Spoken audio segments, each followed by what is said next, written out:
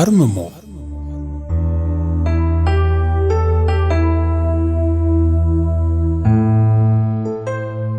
ደራሲ ዶክተር ኤልያስ ገብሩ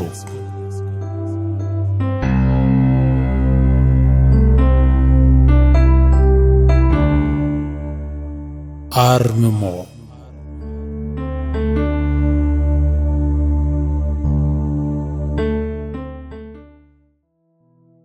ምዕራፍ 9 ውስጣዊው ጉዞ። ቬራ ከአዲሱ ቤቷ ከአዲሲቷ ሀገሯ ጋር በፍቅር ወደቀች። ኢትዮጵያን ለጉድ ወደደቻት። የአየር ሁኔታዋ፣ መልክዓ ምድሯ፣ የተመጠነ የፀሐይ ብርሃኗን እያጣጣመች በየቀኑ በደስታ ብርሃን ትሞላ ይዛለች። የሰው ልጅ ሲፈጠር እንዲኖር የታቀደው ኢትዮጵያ ውስጥ ይመስላል።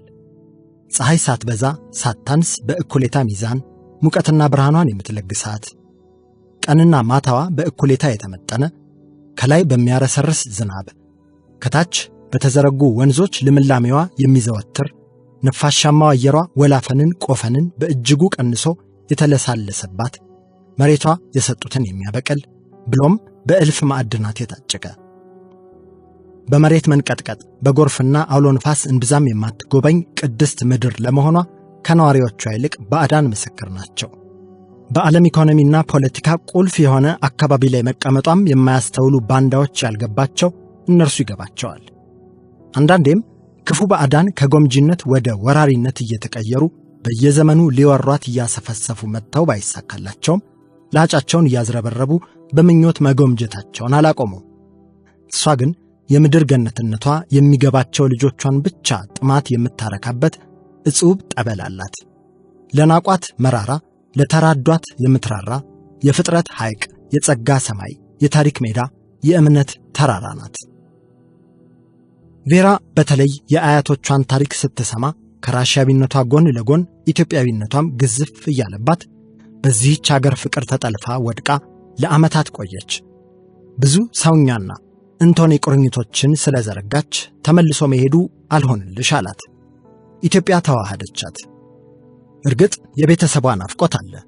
ከዚያ በላይ ደግሞ ሳታገባ ሳትወልድ በሰው ሀገር ዕድሜዋ እየገፋ መሆኑን ስታስበው ያሳስባታል።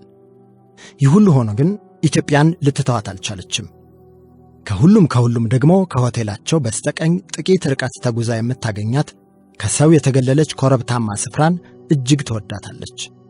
ቢያንስ በሳምንት 2 እየሄደች በጽሞና ትቀመጣለች። አንዳንዴማ በማለዳው ተነስታ ቡልኳን ደርባ በሹራብ ኮፍያ አናቷን ሸፍና ወደ ኮረብታው ስታቀና ላያት ልታስቀድስ የምትሄድ አቃቢት እሴቴ ትመስል ነበር። ሁሌ ከጉብታው እንደደረሰች ቁጢጥ ብላ መልክዓ ምድሩን በደስታ ስሜት ተሞልታ ትቃኛለች። የልቧን ንስር ወደ ሰማይ ሰዳ ከእያንዳንዷ የምድሪቱ ቅንጣት ውበት ጋር በጥልቀት ትናበባለች። ቀልቧን ሰብሰብ አድርጋ ባተነፋፈሷ ውስጥ በአመስኳ ትወዛወዛለች። ከተፈጥሮ ጋር ትወያያለች። ከራሷ ጋር በዝምታ ትነጋገራለች። ራሽያ ሳለች በኦንላይን የተማረችውን የሜዲቴሽን ስልጠና ትተገብራለች።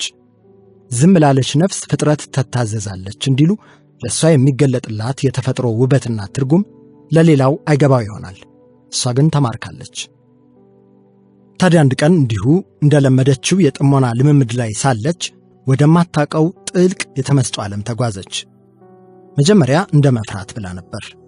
አንድ ከየት እንደመጣ ያላወቀችው የጽሞና ዓለም ነበር የገጠማት። ስለፈራች ልቧ በኃይል ይመታ ጀመር። ትንፋሽ አጠራት። ሰውነቷ ጋለባት። ከራሷ ሰውነት ተላቃ ባንጎሏ ውስጥ ከወዲህ ወዲያ የምትገማሸር ሚጢጢ ነፍስ የሆነች መሰላት።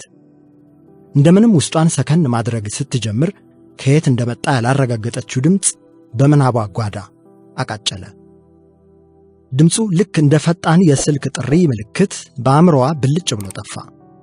የሆነ ሰው በቴሌፓቲ ገመድና በይነ መረብ አልባ የአእምሮ ጥሞናዊ ኃይል ሊያናግራት እየሞከረ ነበር። እስካሁን አጋጥሟት የማያውቅ ልምምድ ቢሆንም ስትፈራ ስትቸር የሚላክላት የሐሳብ ሞገድን ለማነፍነፍ ሞከረች። የአቅሏን አንቴናዎች ዘረጋች። ቀስ በቀስ የሞገዶች ኃይላት ቅርጽ እየያዙ ወደ ቃላትነት ሲቀየሩ ይታወቃት ጀመር።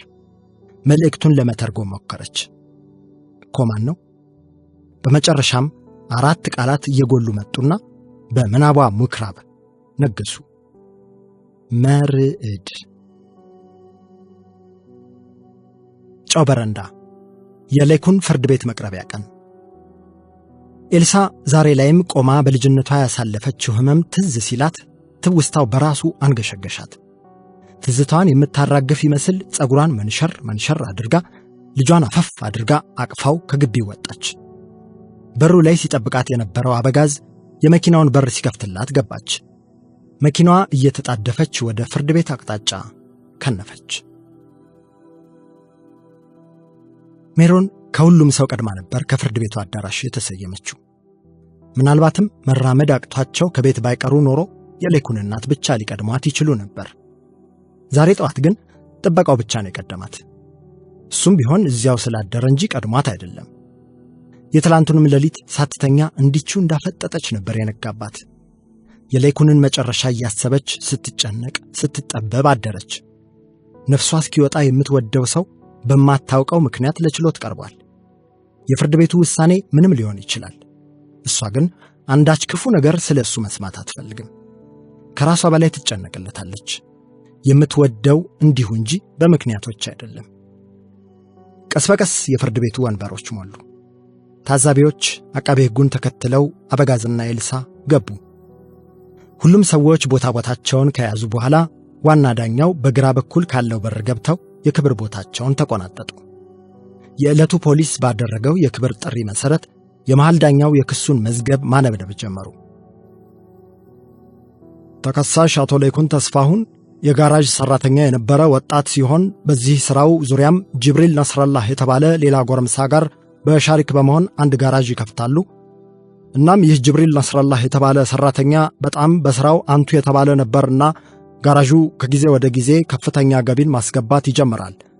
ይህንን የትርፍ መካበት በቅርብ ሆኖ ሲከታተል የነበረው ተከሳሽ አቶ ሌኩን ተስፋሁን የሚያገኙትን ሀብት ለብቻው ለመቀራመት ሲያደባ ይቆያል ሲል አቃቤ ሕጉ ወደ ሌኩን ዞሮ በክፉ አይን ረመረመው። ሌኩን በበኩሉ ህልም ይሁን ፊልም ባልገባው ሂደት ውስጥ ሐውልት መስሎ ተገትሯል። እናም አንድ ቀን የሁናቴዎችን መመቻቸት ተጠቅሞ የጅብሪልን ምግብ ይመርዛል። የተመረዘ ምግብ የተመገበው ጅብሪልም ቀስ በቀስ ለከፍተኛ የጤና መቃወስ ይዳረጋል። ነገር ግን ተከሳሹ እንዳሰበው ቶሎ ሕይወቱ ልታልፍና እንዳቀደውም ሀብቱን ለብቻው መቀራመት አልቻለም። በመጨረሻም በሰኔ 16 ቀን 1998 ዓመተ ምህረት ጠዋት ላይ እዚያው ጅብሪል ታሞ የተኛበት ቤቱ ድረስ በመሄድ በትራስ አፍኖ ሕይወቱ እንዲያልፍ አድርጎታል ብሎ አስረግጦ ጨረሰ።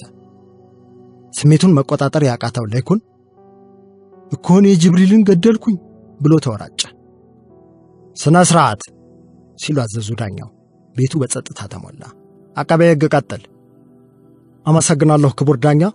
እናም አሁን እንደሰማችሁት ተከሳሹ ወንጀሉን መፈጸሙን ቢክድም የሕክምና ምርመራ ማስረጃዎችና የአሻራ ምርመራዎች ወንጀሉን መፈጸሙን ይጠቁማሉ። ከዚህም በተጨማሪ 3 የሰው ምስክሮችም አሉን። ክቡር ፍርድ ቤቱ የሚፈቅድልኝ ከሆነ 3ቱን ምስክሮች ተራ በተራ በጠራና ምስክርነታቸውን ቢሰጡን። ተፈቅዷል አሉ ዳኛው በፍጥነት። የመጀመሪያው ምስክር ተጠራ። አንድ የጋራዥ ቤቱ ተቀጣሪ ሰራተኛ ነው የተባለ ወጣት መጣ። ሌኩን ይህን ወጣት ከተፈጠረ ጀምሮ አይቶት አያውቅም። ምስክሩም በቦታው ቀርቦ ሌኩንና ጅብሪል በገንዘብ ክፍፍል ጉዳይ ከፍተኛ ጸብና መዛዛት ውስጥ ሲገቡ እንደተመለከተ መስክሮ በመጣበት ተመለሰ። ቀጣዩ ደግሞ የጅብሪል ጎረቤት ነኝ ያለች አንዲት ሴት እየተቀለበለበች መጣች። እርሷም በተራዋ ጅብሪል ያረፈ ቀን ሌኩን ቤት እንደነበርና ተጠራጥራ ስትገባ በእጁ ትራስ ይዞ ካልጋው አጠገብ ቆሞ እንዳየችው ዓይኔን ግንባር ያድርገው ብላ መሰከረች። የሶስተኛዋ ምስክር ስም ሲጠራ ግን ሜሮንም ሌኩንም ክዋሉ። ኤልሳ ምንም እንዳልተፈጠረ ሁሉ ጣደፍ እያለች ገብታ ከምስክርነት መስጫው ጉብታ ላይ ቆመች። በወገቧ ያቀፈችው መርዕድ የሚያፈጥበት ሰው በዛበት መሰል ጭንቅ ብሎት ከናቱ ጉያ ውስጥ ውሽቅ ብሏል። ሌኩን የሚሆነው ነገር ግራ ግብት ብሎት አሁንም እንደ እንጨት ደርቆ ቀርቷል። ሜሮን በበኩሏ ይህ ሁሉ ክፋት ቅዠት እንዲሆን ፈጣሪዋን እየተማጸነች ነበር። እሺ ስምሽን ለክቡር ፍርድ ቤቱ ልትነግሪን ትችያለሽ? ኤልሳ ቦጋለ እባላለሁ። ሃይማኖትሽ ምንድን ነው ወይዘሮ ኤልሳ? ክርስቲያን ነኝ። አቃቤ ሕጉ ባዘዛት መሠረት ኤልሳ ከፊቷ የነበረው መጽሐፍ ቅዱስ ላይ እጇን ጭና የምትሰጠው ምስክርነት በሙሉ እውነት እንደሆነ ቃል ገባች። እሺ ወይዘሮ ኤልሳ፣ ከተከሳሽ አቶ ላይኩን ጋር የነበረሽን ግንኙነት ማወቅ እንችላለን? የቀድሞ ባለቤቴ ነበር፣ የወንድ ልጄም አባት ነው አለች። ቦታው ላይ ከቆመች ጀምሮ አንገቷን ቀና ስታደርግ አልታየችም። እሺ፣ ተከሳሹ ጋር አብራችሁ በነበራችሁበት ጊዜያት ስለ ጅብሪል ያለው ምልከታ ምን አይነት ነበር? ያው በሽርክ ነው አብረው ሥራ የጀመሩት። ጥሩም ገቢ ያገኙ ነበር። የኋላ ኋላ ግን ላይኩን በጅብሪል በጣም መቅናት አበዛ። ትርፉን ለብቻው ቢያገኝ ኑሯችንን መለወጥ እንደሚችል ደጋግሞ ይነግረኝ ነበር። ይህን ሐሳብ ተው ብለውም አልሰማ ብሎኝ ነበር። ላይኩን ጆሮቹ ተዘግተው ቢፈጠር ተመኘ። አለማመን፣ ሐዘንና ንዴት ተፈራረቁበት። ውስጡ ርር ድብን ብግን ከማለቱ ብዛት ንዴቱ ገንፍሎ ወጣ። አንቺ ዋሾ! የወደደሽን ልብ ሰባሪ፣ ያጎረሰሽን እጅ ዘንጥለሽ አቁሳይ! እኮ እኔ ነኝ ለጅብሪል ክፉ ማስበው። መቀጠል አልቻለም። ተንዘፈዘፈ። ልቦናው ተረበሸ። ሕሊናው ተቃወሰ። እንዴት የሰው ሕሊና ይጨልማል? የብርሃንን ፈለግ ትቶ የፍልፈልን ጉድጓዶች ይከተላል? እንዴትስ ከጥቅማ ጥቅም ጎሬ ገብቶ ይወሸቃል? እኮ ወሰን የለሹ ሕሊና እንዴት በውሸት ቃላት ይበከላል? እኮ እንዴት ከነፍስያው ተሟገተ።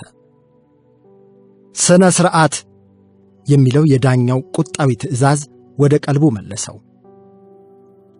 ክቡር ዳኛ፣ እኔ አንዳችም ነገር አልዋሸሁም አለች ኤልሳ። ዛሬ በዚህች ምላሴ የዋሸው ከሆነ ይሄ ከቅፌ ያለ ሕፃን ልጅ አንደበት ተዘግቶ ይቅር ብላ ማለች። ወዲያው በእቅፏ ያለው ሕፃን መርዕድ እሪ ብሎ አለቀሰ። በግጥምጥሞሹ ትንሽ እንደመደናገጥ አለች። ለመጀመሪያ ጊዜ ቀና ብላም ታዳሚውን በድንጋጤ ተመለከተች።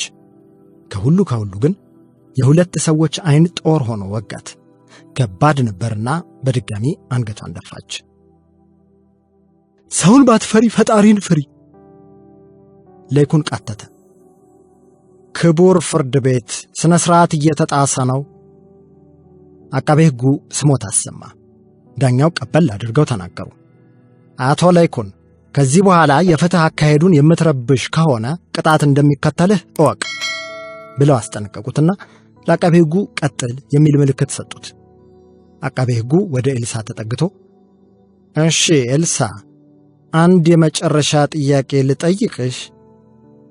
በሰኔ 16 1998 ዓመተ ምህረት ማለትም ጅብሪል ባረፈበት ቀን የተከሰተውን ነገር እስኪ ንገሪን ብሎ ጠየቃት።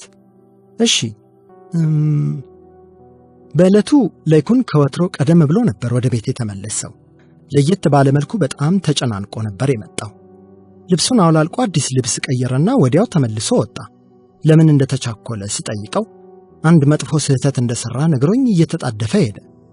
ሁኔታው በሙሉ ደስ አይልም ነበር። ከቀናት በኋላም ሳያስበው በድንገት ጅብሪልን እንደገደለው እያለቀሰ ተናዘዘልኝ። እሱን ትቼ ከቤቱ ለመውጣትም ዋነኛው ምክንያት ይሄ ነበር ብላ ጨረሰች። አመሰግናለሁ አለ አቃቤ ሕጉ። ኤልሳ ምስክርነቷን ስትጨርስ ልጇን እንዳቀፈች እንዳመጣጧ ወደ ቦታዋ ተመለሰች። ታዛቢዎች ክቡር ዳኛው ውሳኔ ለማሳለፍ ቀነቀጠሮ ይሰጣሉ ብለው ነበር የጠበቁት። እሳቸው ግን ቀጠሮም ሳያሻቸው ከደቂቃዎች በኋላ ወደ ውሳኔው ገቡ። ግራ ቀኙን አይተን የምስክሮችን ቃል ካዳመጥንና ሌሎች ማስረጃዎችን ካጣራን በኋላ ተከሳሽ ላይኩን ተስፋሁንን ነፍስ በማጥፋት ወንጀል ጥፋተኛ ሆኖ አግኝተነዋል። እናም በ15 ዓመታት ጽኑ እስራት እንዲቀጣ ፍርድ ቤቱ ወስኗል። ፋይሉ ወደ መዝገብ ቤት ይላክ አሉና በመዶሻቸው ጠረጴዛውን ነረቱት። ወዲያው ፖሊሶች የላይኩንን ክንዶች አፈፍ አድርገው አነሱት። በኃይል ጠፍንገው ይዘውት ሲወጡ ሜሮን እየተዳፋች ቀርባ ከፊቱ ተደቀነች። ፊቷ በእንባ ረሷል። ዓይኖቿ ከማልቀስ ብዛት ቀልተው ጠባዋል። እንደሆነ ነገር እያደረጋት ነበር ፖሊሶቹን ሰነጣጥቃ የገባችው። ከፊቱ ስትደርስ እየተንሰቀሰቀች ተጠመጠመችበት። እሱም እንባውን መቆጣጠር አልቻለም። የማያልቅ የሚመስል ሐዘን ከመቅጽበት ዙሪያውን ሞላው። ከልቦቻቸው ያኮበኮቡ የመለያየት ቁራዎች ከበላያቸው ተንሳፈፉ። ለዓመታት እንደሚራራቁ እያወቁ መተቃቀፍ ግን ምን ይመስላል? ማለት የመጨረሻዋ መነካካት የመጨረሻዋ መደባበስ፣ አንዱ በአንዱ ውስጥ ውሽቅ ማለት ዋጋ ተመኑ ምን ያህል ነው? አጃቢውስ እረፍት ወይስ ሞት? ጊዜያዊ እፎይታና የዘመናት እጦት? እውነታው ከነፍስ አስኳል ሰርጾ ያማል። እነሆ ሜሮን ለጠላት የማይመኙት ሕመም እያመማት ለይኩንን አቀፈችው። አንገቱን በመለያየት እንባ ርሳ የሜሮናዊ ዘይት በፍቅር ቀባችው። ቀስ ብላ ወደ ጆሮው ተጠጋችናም አንድ ነገር አንሾካሾከችለት። ልክዬ እርጉዝ እኮ ነኝ። ዝምታ ተተካ። እያቻኮሉ ይዘው ተወጡ። የዕለቱ ተረኛ ዳኛ ስም ጌታቸው ተክሌ ይባል ነበር። ዶክተር ሶፎንያስ በተመስጦ ዓለም ውስጥ ጠልቆ ከገባ 3ኛ ቀን ሆኖታል። ባለ ብርቱካናማው ቀሚስ ሽማግሌም ምክራቸውን ቀጥለው ነበር። በምክራቸው መካከል ግን ድንገት ዞር ቢል ቀሚሳቸው ወደ ቢጫ ተቀይሮ ጠበቀው። በግራ መጋባት ስሜት አስተዋላቸው። እሳቸውም መልሰው በሰከነ መንፈስ አዩት። አትደንግጥ፣ ልብስም ከግብር ጋር ይቀየራል። አሁን ያለነው 3ኛው እልፍኝ ውስጥ ነው። በአንጎላችን ኮርቴክስና ብሬንስቴም የሚመሰል ሲሆን ከእጢዎችም ሙቀት እድገትና ማብላላትን ባስተባበሩት ታይሮይድና ፓራታይሮይድ እጢዎች የሚወከል እርከን ላይ እንገኛለን። እኮ እንዴት? ምንም ወደ እልፍኙ መዳረሻ መንገድ ሳንጓዝ? ጠየቀ ሶፎንያስ። መንገዳችን የእግር መች ሆነና ልጄ፣ ዋሻዎቹ፣ ሸለቆቹ፣ ድልድዮቹም ሆኑ እልፍኞቹ በሙሉ እኮ ውስጥህ ነው ያሉት። የምትጓዘው ርቀት ወደ ውስጥ ለማየት ባለህ ጥሞናና ማስተዋል ልክ ይወሰናል። የምትሄድበት ፍጥነት ደግሞ ራስህን ለማግኘት ካለህ ቁርጠኝነት ይለካል። ለማንኛውም አሁን ያደረግነውን ፈጣን ስፍረተ ቦታ የመለወጥ ጥበብ መሰወር ወይንም በተሻለ አጠራር መስፈንጠር እንለዋለን። ፈረንጆቹ ደግሞ ቴሌፖርት ይሉታል። ወደፊት በደንብ ትለማመደዋለህ። ለጊዜው 3ኛ እርከን ላይ መድረሳችንን ዙሪያህን ተመልክተህ ተረዳ ብለው በእጃቸው ክፍሉን እንዲያይ አመላከቱት። ሶፎንያስ ዙሪያውን ቢያማትር በእልፍ አእላፍ መጽሐፎች የተጠቀጠቀ ሰፊ ቢጫ አዳራሽ ውስጥ ራሱን አገኘው። ዋው! የሁሉ መጽሐፍት ቢጫ መደቡ ደግሞ ሲያምር አለ አንጋጦ ቤቱን በአግራሞት እያስተዋለ። እነሆ ቢጫ የአብርሆት የእውቀትና ንቃት ፍክ ቀለም ነው። ዕውቀት ስንል ግን በምዕራባውያን ተነድፎ በሚቀርብልን ዘመናዊ ትምህርት የሚገኘውን ብቻ እንዳይመስልህ። ዕውቀት በዋናነት ሕይወትን፣ ምግባርን፣ ጥበብን፣ መንፈሳዊነትን፣ ማንነትን፣ መክሊትን፣ ከምንም በላይ ደግሞ ፈጣሪንና ራስን ማወቅን የሚያስቀድም መሆን አለበት። ተፈጥሮን በጥልቅ ምርምርና ጥናት ማስተዋል፣ አኗኗርን ማበልጸግና ያልታየን የሚመለከት ከአጥሮች አሻግሮ እያየ የሚያገናዝብ የመፈላሰፍ ሀልዮትን ይሻል። ለራሱ የዕውቀት ድንበር ያበጀ ሰው በዘርፉ ብቻ ተጠቦ አዋቂ ሊባል ይችላል። አዋቂ ግን አይደለም። እውነት እልሃለሁ፣ አለማወቅህ ገደብ የለውም። ዕውቀትህ ግን በእጅጉ ውስን ነው። እናም አብዝተህ አላውቅም በል። ለማወቅም የሚቀድመውን ነገር አስቀድመህ እወቅ። ራስህን ሳታውቅ ወደ ሌላ ዕውቀት አትቻኮል። ለሁሉም ዕውቀት ጊዜና ቦታ አለው። ለምሳሌ አሁን ግብህ ዝምታ ነውና ስለ እሱ እንነጋገራለን። እንግዲህ በዋናነት ልብ ማለት ያለብህ ነገር ማንም ሰው ከጫጫታው ተገልሎ ከምግብ ርቆ ሌሎች አሳሳች ግብዓቶችን ከራሱ አርቆ በተአቅቦ ከተቀመጠና በመንፈሱ ለመጎልበት ከሞከረ ራስን የማወቅና የመንቃት ቁልፍ ይቀርጻል። የሕይወትን እውነተኛ ጣዕም ለማግኘት እጅግ ቅርብ ይሆናል። የሆዱን ጎተራ ፈታኝ ጥሪ ማዘዝና መታገስ ከቻለ፣ የአጥንት አልባ ሥጋይቱን ምላሱን አልንጋ ማጠፍ ከቻለ፣ ሌሎች ውስጣዊም ውጫዊም ጩኸቶችን ለመቆጣጠር ይረዳዋል።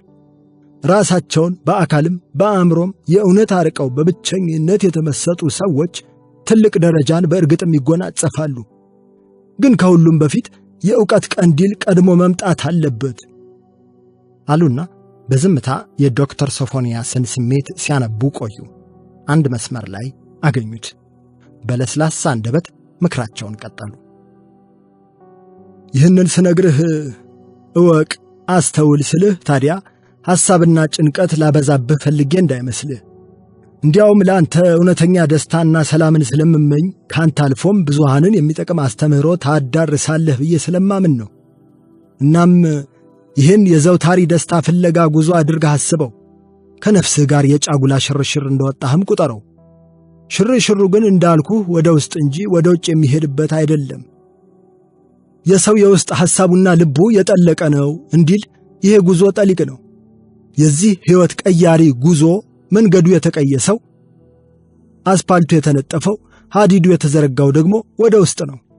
መዳረሻውም ወደ ጥልቁና ረቂቁ በጥበብ ከፍ ወዳለው ማንነትህ እልፍኝ መዝለቅ ነው አሉና ትከሻውን በማግኔታዊ መስተጋበር ቸብቸብ አደረጉት።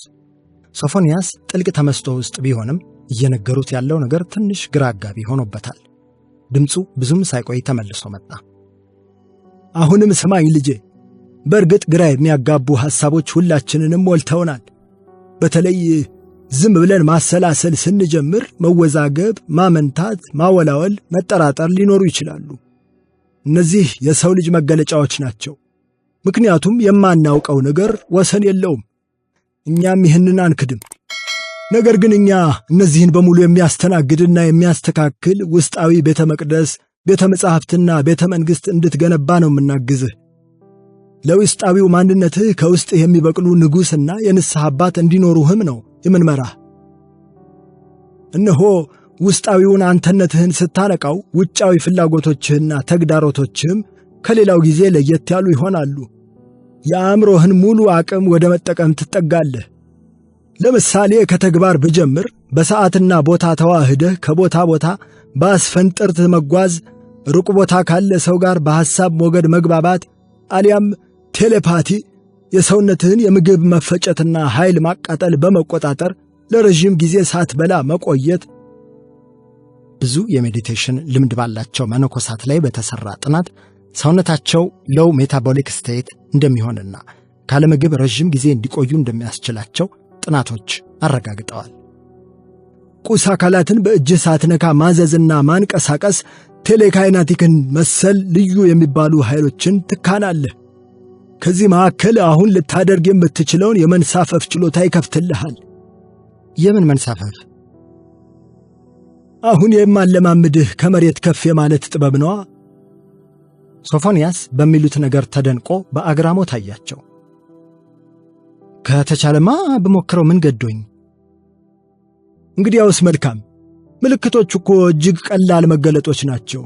እርግጥ ለሰው ልጆች ከባድ መስሎ ቢታይም በተለይ በሌላ ዓለማት ውስጥ ለሚኖሩ ፍጥረታት ወይም ኤሊያንስ አእምሯቸው የበለጸገ የእውቀት እርከናቸው ከእኛ ከፍ ያሉ ፍጡራን እነዚህን ጥበቦች በሚገባ ተክነው በጠፈር ውስጥ በብርሃን ፍጥነት ለመጓጓዝ ይጠቀሙበታል።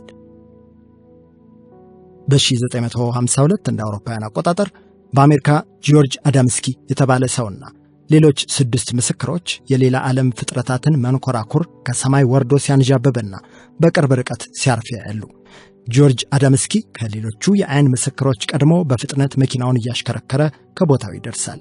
ታዲያ ከመንኮራኩሩ በር ላይ ቆሞ ያየው የሌላ ዓለም ፍጥረት አንድም ቃል ሳይተነፍስ ነበር ያነጋገረው። የኒውክሊየር ጦርነት እንዳይከሰትም አስጠንቅቆት ሄዷል። በ1959 እንደ አውሮፓውያን አቆጣጠር በፓፓዎ ጊኒ ፋዘር ዊሊያም ጊል የተባሉ አባት የዩፎ አካላት ጋር ፊት ለፊት ተገጣጥመዋል። ለ2 ተከታታይ ቀናት ከሌሎች 38 ሰዎች ጋር ሆነው ዲስክ መሳይ በራሪ አካል በቅርብ ርቀት ከሰማይ ላይ ሲያንዣብብ አይተዋል። በመንኮራኩሩ የሚንቀሳቀሱ የነበሩት ያልታወቁ ሰው መሳይ ፍጥረታት እንደነበሩም እኚህ ቄስና ሰዎቹም መስክረዋል። እንደ ምስክሮቹ ቃል ከሆነ እነዚህ ፍጥረታትም ሆኑ የተራቀቀ መንኮራኩራቸው አንዳችም ድምፅ አላሰሙም ነበር። እነ ፋዘር ጊል እጃቸውን ሲያውለበልቡላቸው ፍጥረታቱን በተራቸው እጅ መሳይ አካላቸውን እንዳውለበለቡና ከዓይን ጥቅሻ በፈጠነ ሁኔታ ከሰማዩ ላይ እንደተሰወሩ ተናግረዋል። በተጨማሪም በ1964 እንደ አውሮፓውያን አቆጣጠር በኒው ሜክሲኮ ሎኒ ዘሞራ የተባለ የፖሊስ አባል የሚያበራ በራሪ አካል ከመሬት ተነስቶ ሲንሳፈፍ አጋጥሞት ነበር። ፍንዳታና እሳት ሊኖር ይችላል ብሎ ሲሸሽ ወድቆ መነጽሩ ቢሰበርም በራሪው አካል ግን አንዳችም የሰው ልጆችን በራሪ መጓጓዣዎች የሚመስል እሳትና ጩኸት ሳይፈጥር በጸጥታ ተንሳፎ ከቦታው ተመንጥቆ ሄዷል። እነዚህን ለማጥናት አሜሪካ ፕሮጀክት ብሉ ቡክ ብላ በሚሊዮኖች ዶላር አፍሳ ጥናት ብታደርግም ማብራሪያ ሳያገኙ በመቅረታቸው ፕሮጀክቱ ተሰርዟል። በጣም ይገርማል አለ ሶፎንያስ። እውነትም ከምናውቀው የማናውቀው እልፍ ነው ማለት ነው።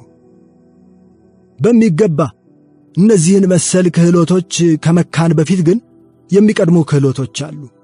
ከምንም በፊት የሚቀድመው ታዲያ ከራስህ ጋር ይቅር መባባል ነው። ራሱን ያላወቀና ከራሱ ጋር ያልታረቀ ሰው እውነተኛ ጥበብ አይገለጽለትም። ራሱንም ሆነ ሌላውን ሊረዳና ለሌላው ሊያስብ አይችልም። ከራሱ ያልታረቀ ሰው ፍቅር፣ እምነት፣ ሀገርና ጥበብን ለመረዳት አቅም ያንሰዋል።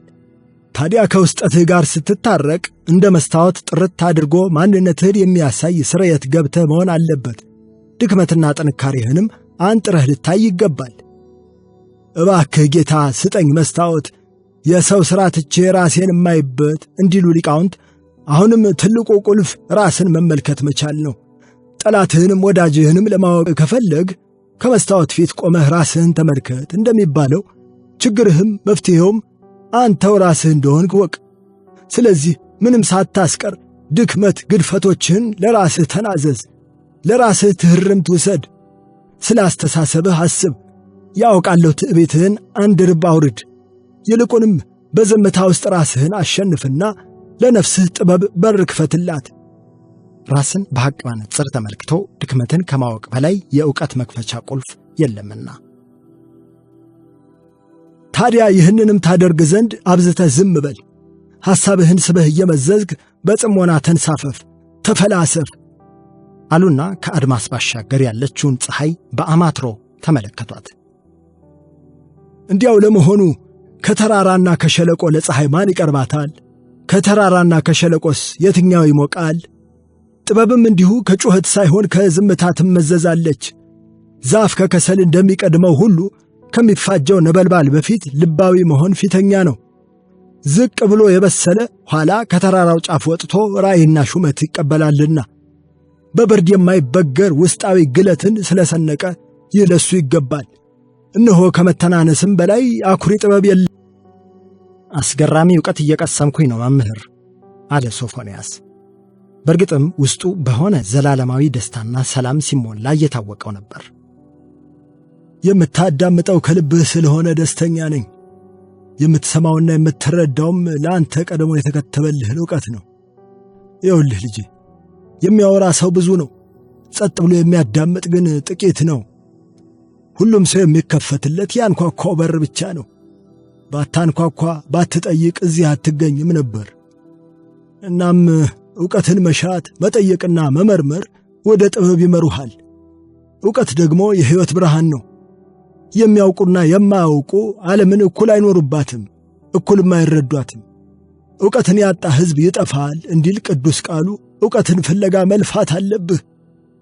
እውነተኛ ዕውቀት የሚተፋ ቀለም ከሰማዕታት ደም ይልቅ የከበረ ነውና ራስህን በየትኛውም የልምዶች አጥር ሳትገድብ ዕውቀትን አነፍንፋት፣ እሷም አርነት ታወጣሃለች። ሌላ አንድ የምጨምርልህ ምክር ደግሞ አለ።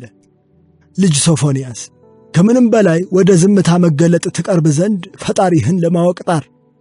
ፈጣሪህን ባወቅህ ቁጥር ራስህን ታውቃለህ። በተለይ ደግሞ መንፈሳዊነትህ ላይ እንድትበረታም እመክርሃለሁ። አስተውል፣ መንፈሳዊነትና ሃይማኖተኛነት የተለያዩ እሴቶች ናቸው። ሃይማኖተኝነት ያጥራል፣ ይመስላል፣ ይፈርጃል፣ ይከፍላል፣ ይሰብካል። መንፈሳዊነት ግን ያስተውላል፣ ይተገብራል፣ ይመሰጣል፣ ያቀራርባል፣ ይኖራል። እንዲሁ ሁሉ አርምሞም ይታወቃል እንጂ አይሞከርም፣ ይኖራል እንጂ አይወራም፣ ይዋሃዳል እንጂ አይቀመስም። ነገር ግን ሃይማኖት አንዱ የመንፈሳዊነት መዳረሻ መንገድ እንደሆነ አትርሳ። እናም ዝም ማለት መነሻዎች ስታጣራ ዕውቀትን መሻት ብቸኝነትና መተናነስ እንደሆኑ ታውቃለህ። መዳረሻውም የሚኖር በማዕበል ውስጥም የማይናወጥ አርምሞ ሆኖ ታገኘዋለህ። ትልቁ እውነታ የፍጥረት ዕውቀት ተጠልቆ የማያልቅ ውቅያኖስ መሆኑ ነው። አንተ ግን በሕይወት እስካለህ ድረስ መጥለቅህን አታቁም። ወደ ታች አጎንብሰህ ዕውቀትን ፍለጋ ዝቅ ባልክ ቁጥር ነፍስያህ ከፍ ከፍ ትላለችና ብለው ትምህርታቸውን ፈጸሙ። ሶፎንያስ ጎንበስ ቢል ራሱን ከመሬት ከፍ ብሎ ተንሳፎ ነበር ያገኘው።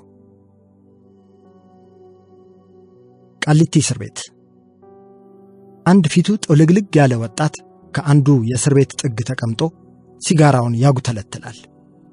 የተያያዘው ቅንጡ የመዝናናት አጫጫስ አልነበረም። የእልህ የነፍስ ውጪ ነፍስ ግቢ የሚመስል ትንቅንቅና መጠጣ እንጂ። ለይኩን ከሰውየው ትይዩ ተቀምጦ በፍርሃትና በግርም ተያየዋል። እስረኛው ይባስ ብሎ ሲጋራው ነዶና ጨሶ የሚቀረውን የአመድ ተረፈ ምርት ምላሱ ላይ ነበር የሚተረኩሰው። ሲጋራውን በላው እንጂ አጨሰው ለማለት በሚከብድ ስሌት መጥቶ ሲጨርስ ፍሙንም በምላሱ ትሽ አድርጎ አጠፋው። ለኩሶ እስኪገድለው ድረስ በመገረም ሲያየው የነበረው ለይኩን ይበልጥ ደነገጠ። ለይኩን ለዚህ ማረሚያ ያለው ፍርሃት ቀን በቀን እየናረ መጥቷል። ምን አይነት አስፈሪ ቦታ ነው የገባሁት ብሎ እየጠየቀ በጭንቀት ይባዝናል። እኔን ከማይመስሉ ሰዎች ዘንድ ነው የተገኘሁት። በልጅነት እንኳ አንድ ሰው ጋር ተደባድቤ ማላውቅ ሰው እዚህ ዱርዬዎች መካከል ምን እሰራለሁ? ምንስ ቢያደርጉኝ ምን ሊውጠኝ ነው? እኮ ይህንን ስቃይ እኔ ላይ ያሴሩ ሰዎች ምን አድርጊያቸው ነው? ሌላው ሲቀር የኔ ብዬ አብሬያት የኖርኳት ሴት እንዴት እንዲህ ልትጨክንብኝ ቻለች? ቆይ ምን አፋለኝና ልናገር? ምንስ ልል እችላለሁ? ለይኩን በሐሳብ ማዕበል እየቀዘፈ ሳለ የእስር ቤቱ ቴዲ አፍሮ በመባል የሚታወቀው እስረኛ ጩኒ ድምፁን ከፍ አድርጎ መዝፈን ጀመረ። የትዝታው ንጉሥ የአንጋፋው መሐሙድ አህመድ ሙዚቃ በምግብ እጦት ከደከመ የእስረኛ ጉሮሮ ይንቆረቆር ጀመር። ለዋልኩት ውለታ ይሄ ነው ወይ ውርሴ? ልፋቴ ድካሜ ይሄ ነው ወይ ውርሴ? እንግዲህ ምን ልበል ይህ ከሆነ ቅርሴ? አሃ ዝምታ ነው መልሴ። ክፉ ደግ አትበል አታውጋ መላሴ፣ ዝምታ ነው መልሴ። ሾተሉ እስኪነቀል የነገር አንካሴ፣ ዝምታ ነው መልሴ። የእውነት ፀሐይ ወጥታ እስከሚታይ ክሴ፣ ዝምታ ነው መልሴ፣ ዝምታ ነው መልሴ እያለ ደጋገመና ጩኒ ወደ ዝምታው ተመለሰ። ከጎኑ የነበረው የግዙፉ ጓንጉል ሞቅ ያለ ጭብጨባ ተተካ። ኦ ዋው ዋው ዋው ዋው! አንቺ ትዘፍቂው የለ እንዴ በእናትሽ አለና ጀርባውን ቸብ ቸብ አደረገው። ሁሉም እስረኞች ትኩረታቸውን ወደ ዘፋኙ ሰደው ነበር። ግን ስለ ዘፈንከው ዘፈን ግጥም ምን ታስባለህ? የሚል ጥያቄ ከወዲያ ማዶ ተወረወረ። እስረኞቹ ይህንን ጥያቄ የጠየቀው ማን እንደሆነ መገመት አላዳገታቸው። የዚህን ሰው ድምፅ ሁሉም ጠንቅቀው ያውቁታል። ዳዊት ዲባባ ወይም ዳዋን የማያውቅ ሰው ቢኖር አዲስ ገቢው ለይኩን ብቻ ነበር። ዘፋኙ ጩኒ የዳዋን ጥያቄ ለመመለስ በትግል ላንቃውን አላቀቀ። ያው አላደል ላይፍ ላይ ግፍና ስቃዩ ሲበዛብኝ ብትናገርም ያንተን ብሶት የሚሰማ ሰው ስታጣ፣ ላሽ ስትባል፣ ፍትህ ሲጓደል፣ ቀን እስኪያልፍ ያንተም የእውነት ብርሃን እስክትወጣ ድረስ ለነገሮች ምላሽ አይኖርም። ለጥያቄዎችም መልስ ዝምታ ይሆናል። ይህም ይመስለኛል ብሮ የሙዚቃው መልእክት። ባልከው እስማማለሁም አልስማማምም አለ ዳዋ። ሁሉም ወደሱ ዞሩ። የምስማማው አንተ ላይ የተፈጸመን ግፍ የሚሰማህ ላይኖር ይችላል ያልከውን ነው። እመነኝ፣ ስለ አንተ ስቃይና ጉዳት የእውነት የሚጨነቅልህ ሰው በዚህ ምድር አታገኝም። ነገር ግን የማልስማማበት ሐሳብህ ደግሞ መልሴ ዝምታ ነው መሆን ያለበት ያልከውን ነው አለና ዳዋ ከተቀመጠበት ብድግ አለ። የሆነ የሚያስፈራ ውቃቢ ያለው። የሚያስገርመው ያን ያህል ግዙፍ ሰው እንኳን አልነበረም። ከቁመቱ አጠር ያለ ተክለ ሰውነቱም ቀጫጫ የሚሉት አይነት ወጣት ነው። ነገር ግን ለየት ያለ ባህሪውና ሁሌም ከሱ ቀድሞ የሚደርሰው ገናናው ታሪኩ ገዘፍ ያለ አስፈሪ መንፈስ እንዲያረብብበት አድርጎታል። በቀስታ ተነሳና ከጩኒ አጠገብ ሄዶ ተቀመጠ። ጩኒ ውስጡን ፍርሃት ቢጤ እየወረረው በቆሪጥ ያየዋል። ምን መሰለሽ ጩኒ፣ ማንን ደስ ይበለው ብዬ ነው ዝም የምለው? ይህ ሕዝብ እኮ ዝም ካልክለት አናትህ ላይ ድስት ጥዶ አንጎልህን እንደወጥ ማማሰል ያምረዋል፣ አሳ ያረጋል። የራስህን ፍላጎት ራስህ የምታስፈጽም ሳተና ነው መሆን ያለብህ። ማንንም መስማት የለብህም አለ ዳዋ። ወዲያው ከሁሉም እስረኞች በዕድሜ ገፋ ያሉት ታራሚ ጋሽ በቄ ወደ ውይይቱ ስፍራ ተጠጉ። እኚህ ሰው በሁሉም ታሳሪ ዘንድ የሚከበሩ አባት ናቸው። ብዙዎችን ያግዛሉ፣ ይመግባሉ፣ ያስተምራሉ፣ ይመክራሉ። ብቻ መለስተኛ የእስር ቤቱ ኩራዝ ናቸው። በሰፊ ንባብ ራስን ለማዳበር ብሎም የብቸኝነትና የጥሞና ጊዜን ለማሳለፍ ተመራጭ ከሆኑ ቦታዎች አንዱ እስር ቤት ነው። በእስር ላይ ያለ ታራሚ ከየትኛውም ሰው የተሻለ ትርፍ ጊዜና የጥሞና አማራጭ አለው። ሥጋው ቢታሰርም በነፍስና መንፈሱ ነፃ መሆን ይችላል። በጨለመ ስፍራ እንደዚህ የሚያበራ ተስፋ ማግኘት እጅግ አዳጋች ቢሆንም እንደዚህ አይነት ሰዎች ግን በየቦታው እንደ ቅመም ጣል ጣል ተደርገው ይገኛሉ። አዎ፣ ግን ዳዋችን የበደሉህን ለመበቀል ድምፅ ሳያሰሙ መስራትና መለወጥ ይሻላል ባይ ነኝ። ጣፋጩ የበቀል ጽዋ ስኬታማ ሆኖ መገኘት ነው ይባላል። ነገር ግን ብዙ ካወራህና ከፎከርክ ዕቅድህን ቀድሞ ያወቀ ጠላት ይቀድምሃል፣ ያሸንፍሃልም።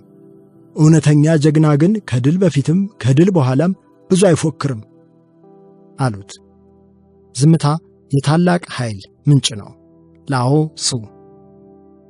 የውይይቱ ርዕስ ከባድ የፍልስፍና ነጥብ ላይ እየዞረ ስለነበር ሌሎች ታሳሪዎች ወደ ቦታው ጠጋ ብለው ማዳመጥ ጀምረዋል።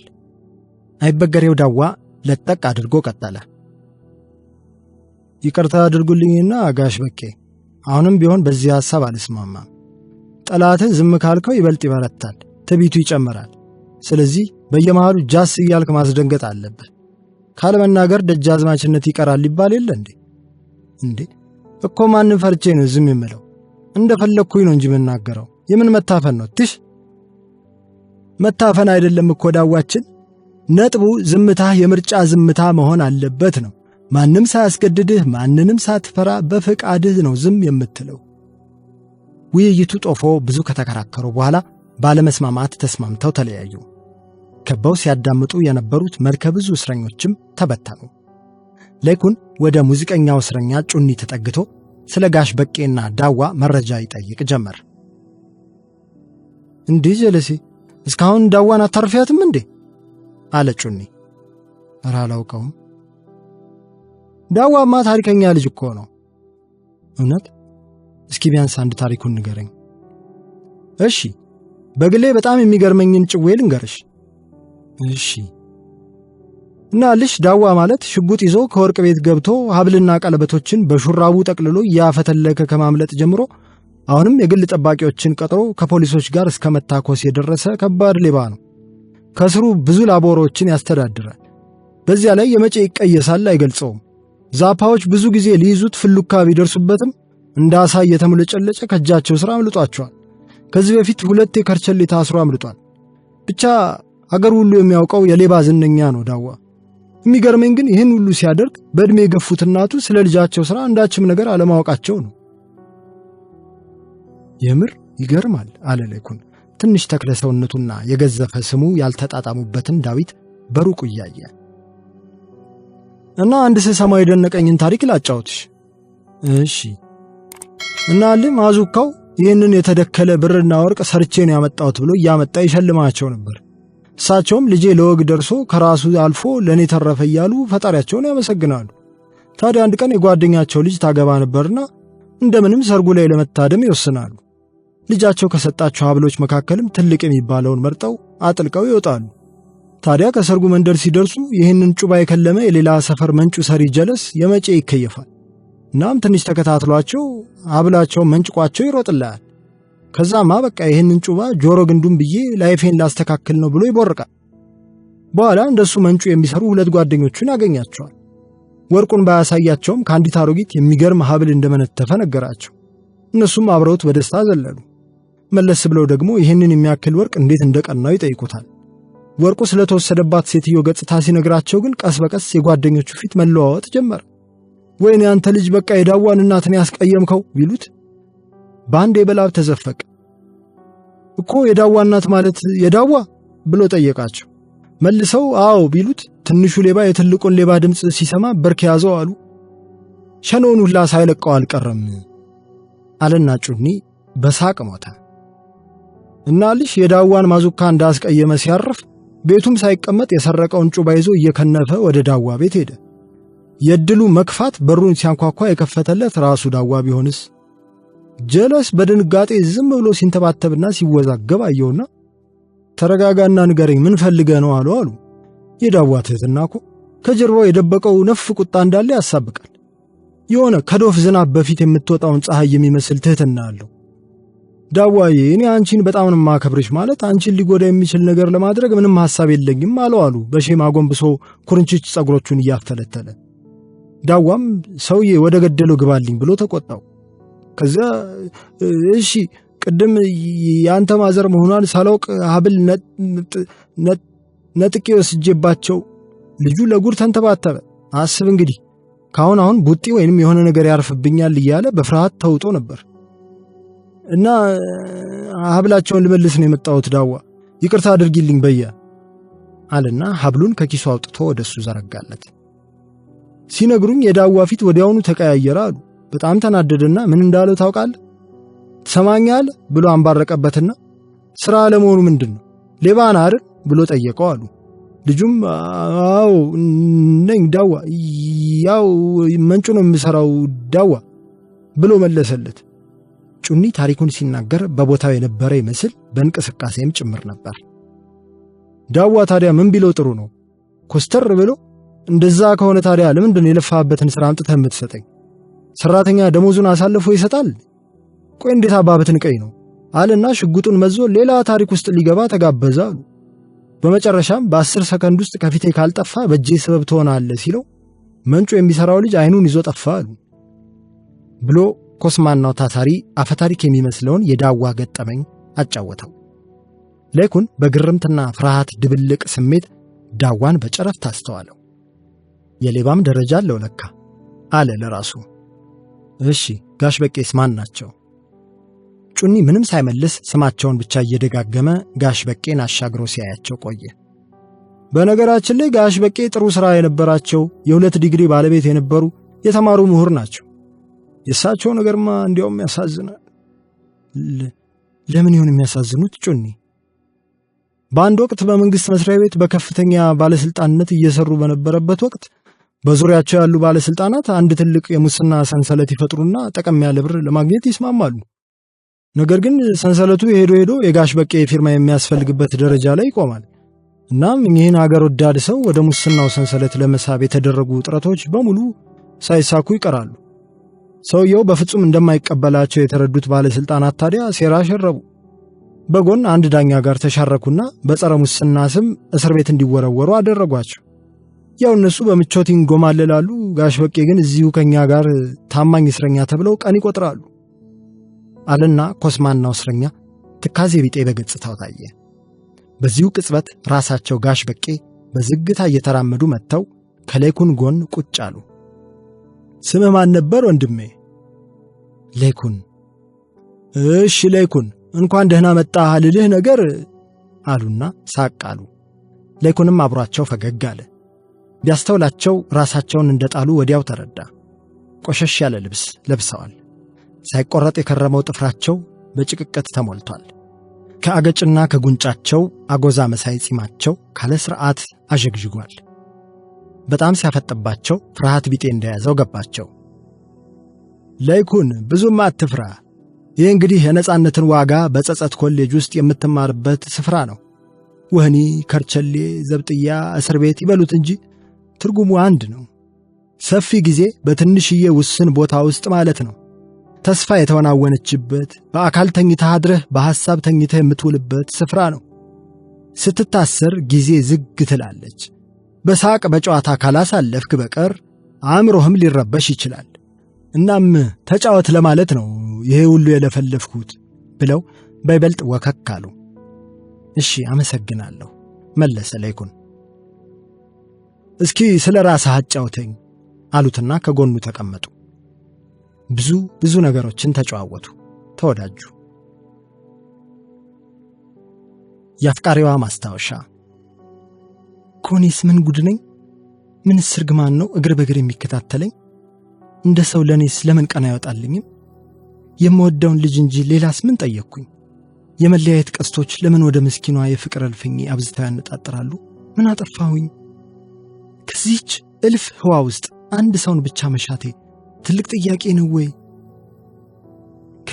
ከቢሊየን ወንዶች መሃል አንድ ሌኩንን መመኘቴ ለምን ከባድ ዕዳ ሆነ? እድለቢስ ነኝ።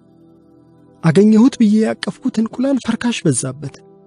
በፈካ ብዬ የተከልኩት አበባ መንገደኛ ቆረጠው። ልቤን እየወጉ አንጀቴን ሸረካከቱት። ምቀኛ ጭራቅ ቀን እየጠበቀ ጎጆዬን አስጨነቃት። የፍቅሬን ድንኳን ውታፍ ነቃይ ከበባት። ከልቤ እንዳልስቅ ጥርሱን የሚነክስብኝ የጥላቻ መናፍስት ዘመተብኝ። ይህ ምስኪን ጉልበቴ ይህንን ክቡድ መከራ ሊቋቋም አልቻለም። ሰዎች አስጠልተውኛል። በተለይ ይህንን ህመሜን ላይረዱኝ ነገር እየመጡ ሊያጽናኑኝ ሲሞክሩ ይባስ ያበሳጩኛል። የወደቀብኝ ሸክም ለሌላው የማይካፈል የግል ኑሮዬ ብድራት ነው። እንኳንስ ሸክም ሊጋራኝ ይህንን ህመሜን ሊረዳኝ የሚችል አንዳች እንኳ ሰው በምድር የለም። በእርግጠኝነት የሱ ወደ ጨለማ ወህኒ መውረድ የኔ ወደ ተስፋ ቢስ ጸልማሞት መግባት ጋር ይከወናል። እናም እየመጡ ቀለል አድርገሽ ይው ሲሉኝ መከራዬ ይበልጥ እየከበደ ይሄዳል። ቃላቶቻቸው ጭንቀቴን ይበልጥ እየወጠሩ ያከሩታል። በወሬ መሮ እየቦረቦሩ የውስጤን ሰላም ይበጠብጡታል። ምክራቸው የአባዶንን ቆርቋሪት ጩኸት እየሆነ ይረብሸኛል። በቃ አያናግሩኝ፣ ምንም አይነት ድምፅ አያሰሙኝ። በዝምታዬ ውስጥ እሱን እያሰብኩኝ እንድብሰለሰል ይፍቀዱልኝ። ቢያንስ የግል ድባቴን አይንጠቁኝ፣ ወደ ውስጤ እንዳይለቅስ አይከልክሉኝ። እሱን ካጣሁ ቆሜ መቅረቴን አውቀዋለሁና ይተውኝ። ሆዴን ቅፍ አድርጌ ትርፌ ከሆነው ጽንሴ ጋር ልነጋገር። በፍቅራችን ብልጭ ካለችው የአብሮነት ጊዜ ካረገዝኩለት ልጄ ጋር ለብቻችን ይተውን። በቃ እኔ የምፈልገው ዝም እንዲሉኝ ብቻ ነው። በቃ ዝም ይበሉ። በዓይን የማይታይ የስነ ልቦና ቁስል ውስጥ የሚደማ ቀላይ ደም አለ። ይህ የሐሳብ ደም ወደ ውስጥ እንደ መርዝ ፏፏቴ እየፈሰሰ ነፍስን ያመነምናል። አንዳንዴ ደግሞ በዓይን ቀዳዳዎች እያመለጠ ይንዣረራል። ይህም እውነተኛ እንባ ነው። ከአፍቃሪዋ ማስታወሻ ላይ በቁጥር የተወሰኑ በኃይላቸው የበረቱ የእንባ ዘለላዎች ተንጠባጠቡ።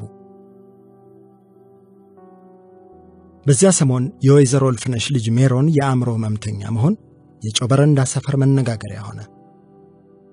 የዘንድሮ ልጆች እኮ ውላቸውም አይታወቅ አሉ እትዬ ፋጡማ የቦኖ ውሃ ሊቀዱ የመጡትን ሴቶች በየተራ እያዩ። ይተውኝ እስኪቴ፣ አሁንማ አደብ ያለውና አደብ የሌለውንም መለየት እኮ ከባድ ሆኖብናል እኮ። ያቺ አንገት ደፊ ትልቋ ሴትዮ የምንላት ሜሮን የሥራ ባልደረባውን በጭካኔ ከገደለው ከለይኩን አርግዛለች ነው የምትሉኝ? አለች አንዲት ቀጭን ሴትዮ። አባቱ ከርቸሌ ያለ ልጅ ቆይ ምንድነው ጣው? በአሜሪካ በተደረገ ጥናት አብዛኛዎቹ በጋንግ ሱስና ጸበኝነት የሚሳተፉ ወጣቶች አባቶቻቸው ካጠገባቸው ሆነው ያላሳደጓቸው እንደሆኑ ታውቋል። ሌላ ጥያቄ ተከተለ። አንቺ እሱ ያስጨንቅሻል እንዴ? ልጅቱ እኮ እንደሆነ ነገር እያደረጋት ነው። ልክ እንደ ታማሚ አክስቷ ሰው ጠልታለች። ራሷን አግልላ ለብቻዋ ነው የምትሆነው። ትምህርቷንም ካቋረጠች ስንት ጊዜ። ብቻ የአእምሮ ህመም ነው ይባላል እንጂ እኔስ ደንበኛ ልክፍት እንዳጠናገራት አልጠራጠርም። ውይ የኔ እናት ስታሳዝን በአማላጅቱ አሉ አንድ ጉንጫቸው ሙልት ያሉ እናት። የልጁ አባትስ እንዴት ሆኖ ይሆን? እሱማ ያው በፍርድ ቤት ተፈርዶበት ለ10 ምናምን ዓመታት ዘብጥያ ወርዷል። ያሳዝናል በእናትሽ። ከንፈራቸውን መጠጡ። እኔ ግን ከምንም በላይ የሚያሳስበኝ አንድ ነገር አለ አሉ እትዬ ፋጡማ። ምን ይሆን የሚያሳስበዎት? ያኛው የሚያማቸው እናቱ ወይዘሮ ብዙ ወርቅ ጉዳይ ነው የሚያሳስበኝ። በባዶ ቤት ምን እንደሚወጣቸው ብቻ እሱ ጀሊሉ ይወቅ አሉና ወደ ሰማይ አንጋጣው መዳፎቻቸውን ለዱዓ ወደ ላይ ሰበቁ። አንድዬ ልጃቸው ቢያንስ ለሳቸው ሲል ከዚህ ክፉ ወንጀል መራቅ ነበረበት አሉ ጉንጫማ ሴትዮ። እኛስ በወጉ መቼ ልጆቻችንን መክርና ብለው ነው? አዎ ትክክል ነው። ትንሽ አውርተን እንረሳዋለን። ለወሬ የለው ፍሬ አይደል የሚባል። እኛም ልጆቻችንን በወጉ ተከታትለን መቅረጽ አለብን።